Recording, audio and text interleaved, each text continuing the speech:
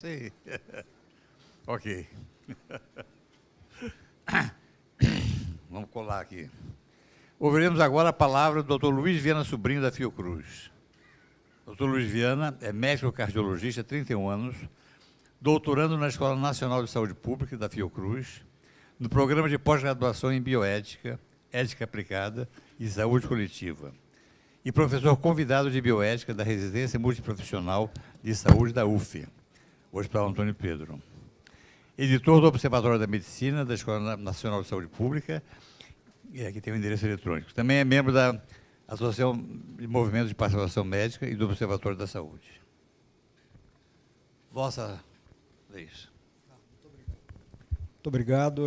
Boa tarde a todas e todos.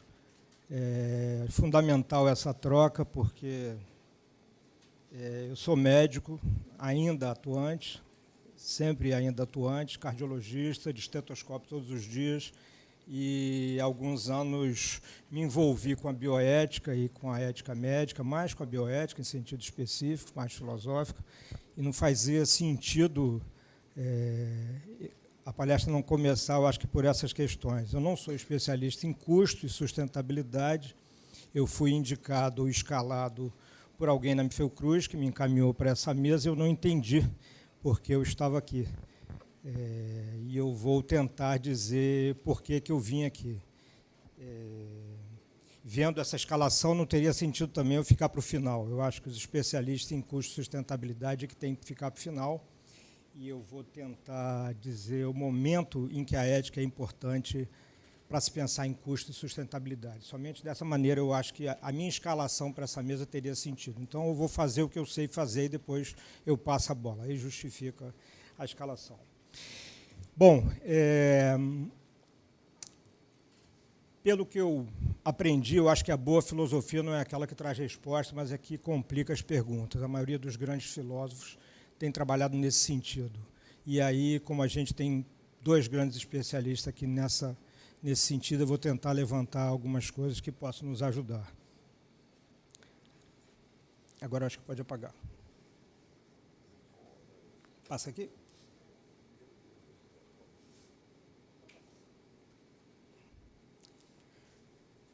Bom, começando por alguns dados de um panorama geral, acho melhor apagar a luz, né?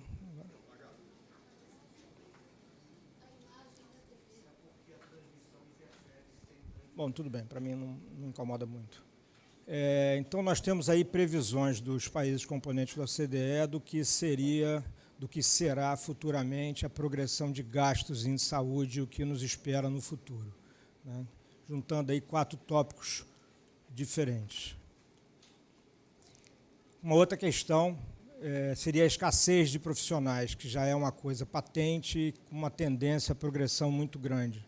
Seria uma outra questão importante da área de saúde.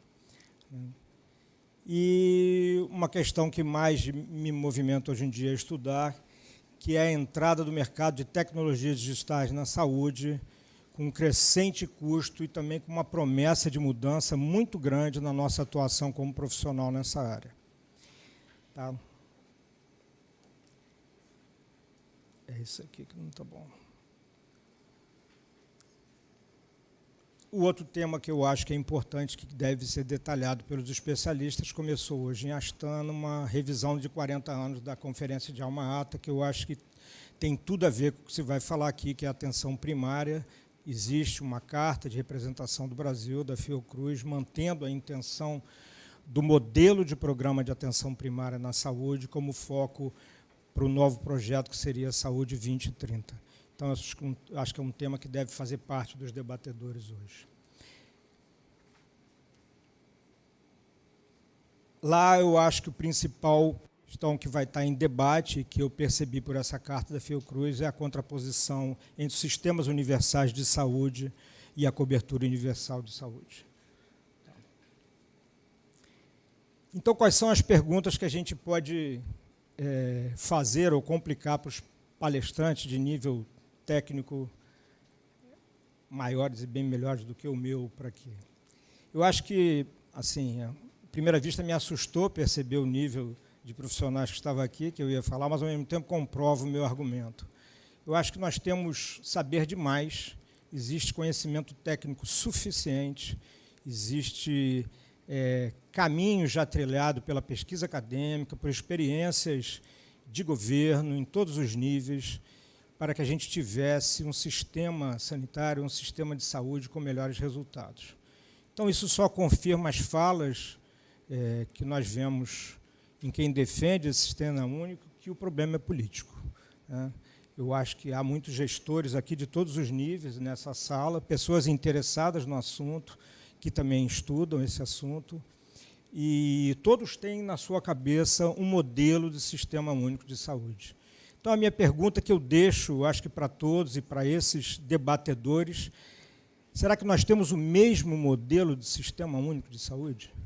Qual é o modelo que cada um pensa, ou cada um que se prepara para esse debate, para fazer medidas prescritivas para a sociedade, medidas de governo, estão pensando no mesmo modelo de sistema de saúde?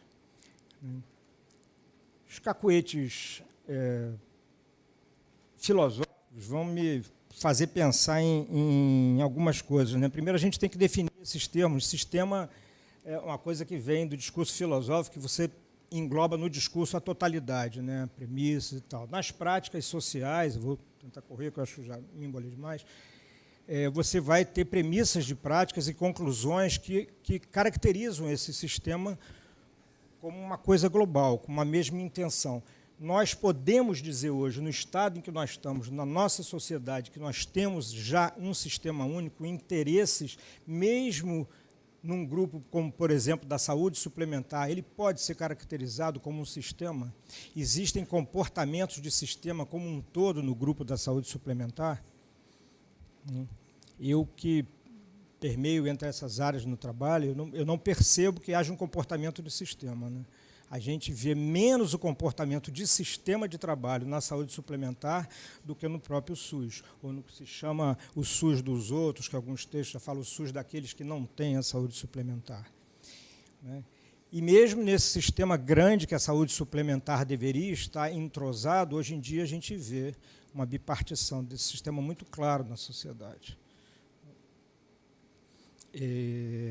A gente tem 1/4 da população hoje dependente ou utilizando os serviços da saúde suplementar e, concomitantemente, utilizando serviços também de alto custo que pertencem ao SUS global. E a gente não vê o contrário. Não existe a utilização da rede, vamos dizer assim, de plano de saúde da rede privada por aqueles que têm apenas o Serviço Único de Saúde, se é que a gente pode utilizar esse termo apenas. A outra questão é a própria definição de saúde. Todos nós pensamos aqui em saúde da mesma forma, né? Eu acho que aí é a fala comum, né? Na nossa Constituição, nós temos isso como um direito, né? Princípios fundamentais, os ditames que estão constitucionais de saúde, direitos de todos e dever do Estado, com universalidade, integralidade, equidade e participação social. E temos, ao mesmo tempo, na mesma Constituição, a liberdade e a iniciativa privada, que a saúde pode ser tratada como um negócio. E na fala da professora Thelma Menicucci, da UFMG, que eu acho excelente, a nossa Constituição deixa espaço para não decisões, né, que abre uma série de oportunidades no uso da saúde como oportunidade de negócios.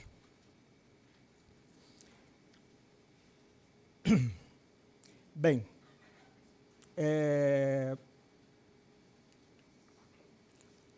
qual a melhor corrente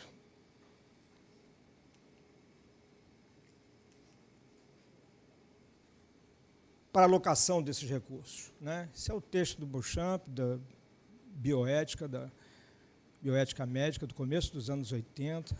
Nós talvez tenhamos aqui nessa sala pessoas que pensam diferente com relação às necessidades, aos direitos de saúde para cada qual, como devemos dar esse direito à saúde e à assistência médica, né? Nós chegamos a um consenso aqui nesse pequeno grupo, quiçá no território nacional, sobre como devem ser distribuídos esses direitos. Eu acho que são perguntas que a ética costuma fazer antes de fazer o seu planejamento ou pensar em planejamento. E na escolha de valores, né?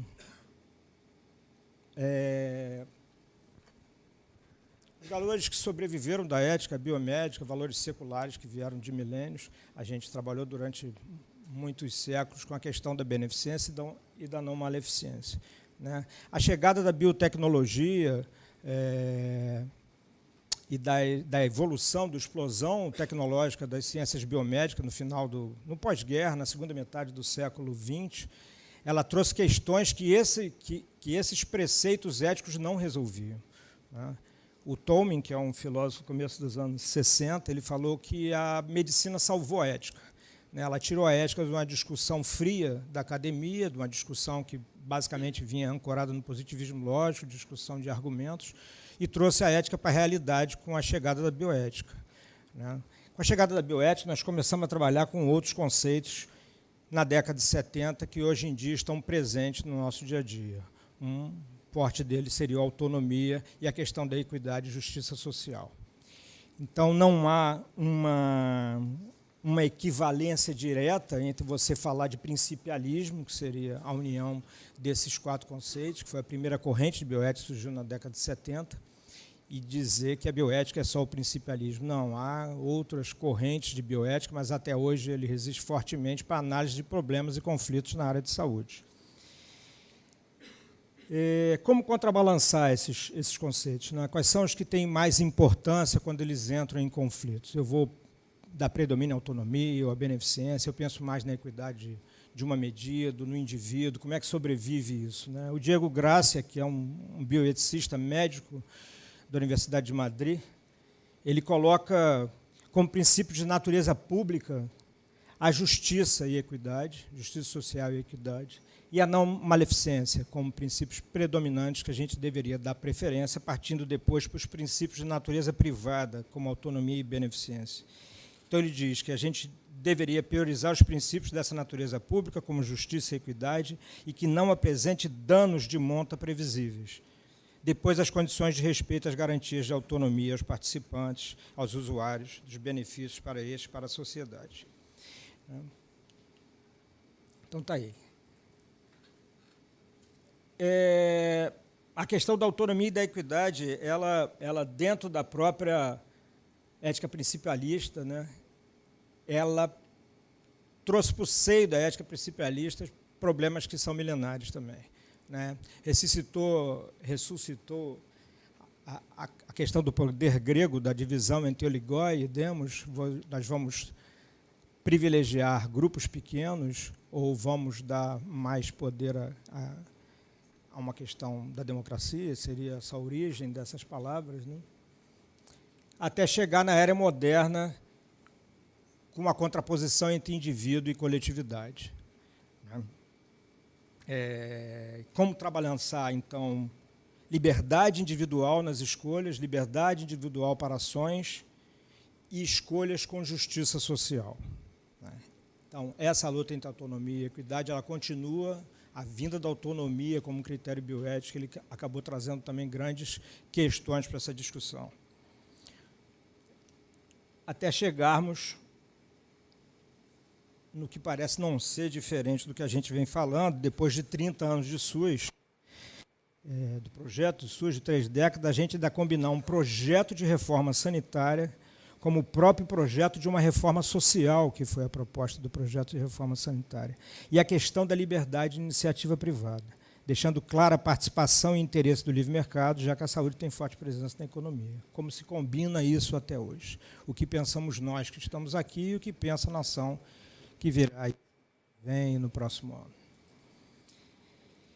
Isso mais à frente ainda evolui para a questão consumidor-usuário, né, que pode ser traduzida também como paciente-cliente, ou na posição consumidor-cliente-usuário-paciente, numa outra tônica, não deixa de apresentar o mesmo problema nessa dicotomia.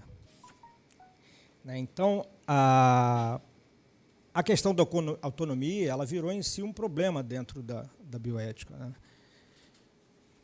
Eu hoje estava com alunos de manhã e um aluno brilhantemente me falou, mas quem é que tem autonomia real? Né? Como você dá autonomia para a decisão? Né? De onde vem essa autonomia? Como é que se forma essa autonomia? Quem tem suas capacidades? Como é que o coletivo pode guiar a autonomia para a proteção? É uma coisa complicada. Quando a gente está na área do pensamento coletivo, da reforma sanitária, a autonomia é trabalhada mais como direito e como direito de participação na própria gestão e condução do sistema. E quando a gente está na área de mercado, a autonomia ela é vista mais como perfil de desejos ou de liberdades para execução e realizações dos seus projetos. Isso causa problema nos dois pontos, né? Nós tivemos uma crise na autonomia, porque também há uma relação entre direitos e deveres. Eu fui falar isso uma vez na ENSP, quase para você está culpabilizando o usuário, mas de alguma forma isso também acontece. Como a gente lembrar um autor da década de 70, muito lido por nós, que estudamos essa parte, o Illich fazia um reforço, ele foi um grande estimulador da autonomia, criou um conceito que eu acho fantástico, eu não vi isso mais de ninguém, que é da iatrogenia cultural, que é o desenvolvimento da medicina, diferente das iatrogenias que a gente ouve falar, mas o desenvolvimento das ciências médicas e da medicina tirou o poder das pessoas de cuidarem de si, de saber cuidar de si. Nós temos uma questão hoje, é uma febre direto ao hospital, né, ou pelo menos era assim antes dos programas de saúde da família, que a gente consegue retornar esse poder. Então, o Illich foi um grande incentivador do retorno dessa autonomia. Ele pregava contra uma medicina industrializada, uma medicina profissionalizada, e achava que a gente tinha que reforçar essa autonomia. Mas, na década de 90, nos últimos escritos dele, ele foi um grande crítico do caminho que a autonomia estava tomando. Que a autonomia era jogada para a questão do consumo. Na medicina industrial, a autonomia era utilizada como um estímulo ao consumo de insumos da área de saúde. E isso criou um problema para o próprio mercado. Hoje em dia, nós temos uma tentativa de retrabalho da autonomia para que as pessoas assumam os seus riscos, justamente para controlar o consumo. Então,